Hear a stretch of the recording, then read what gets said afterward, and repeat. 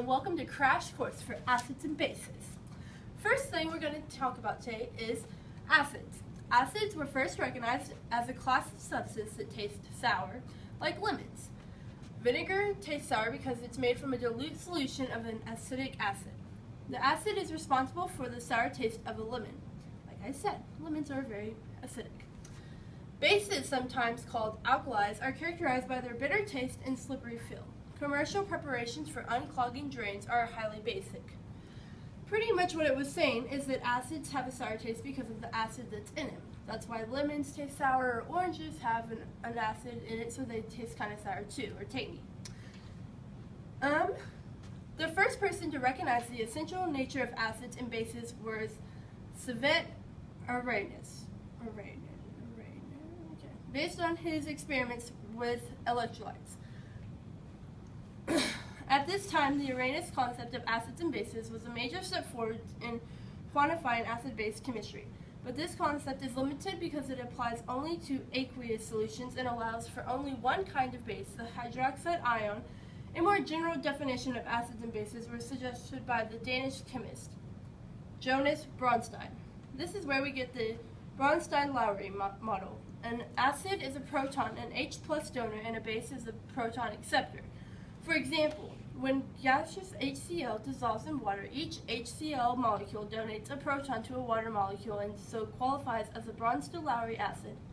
This molecule that accepts the proton in this case is the Bronsted-Lowry base.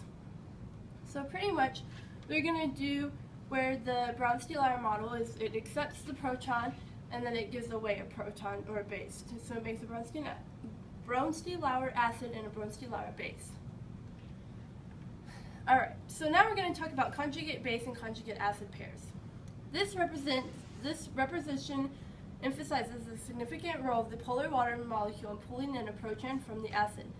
Note that the conjugate base is everything that remains on the acid molecule after a proton is lost. So that would be the conjugate base.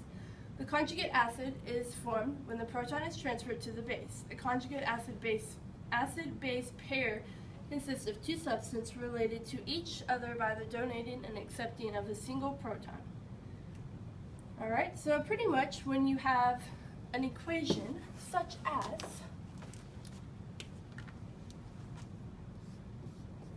HA is aqueous plus H2O, which is water, which would be the base. It's going to go back and forth between H3O, which is going to be the conjugate base, or acid, conjugate acid, plus the conjugate base. So that's what the equation would look like.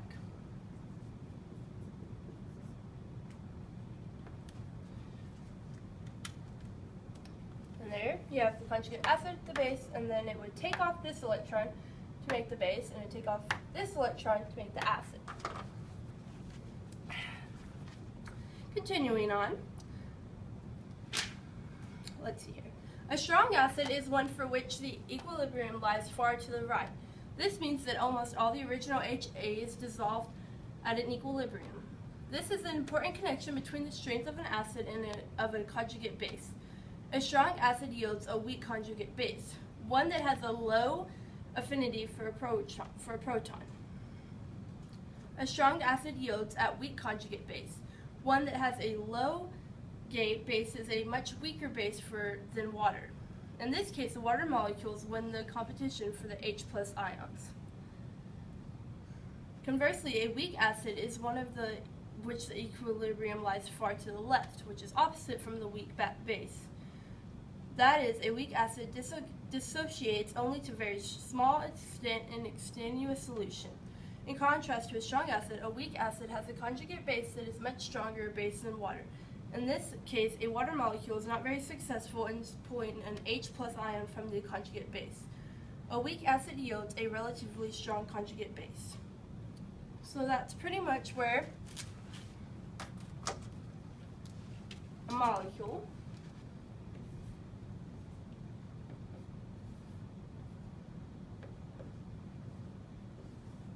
like this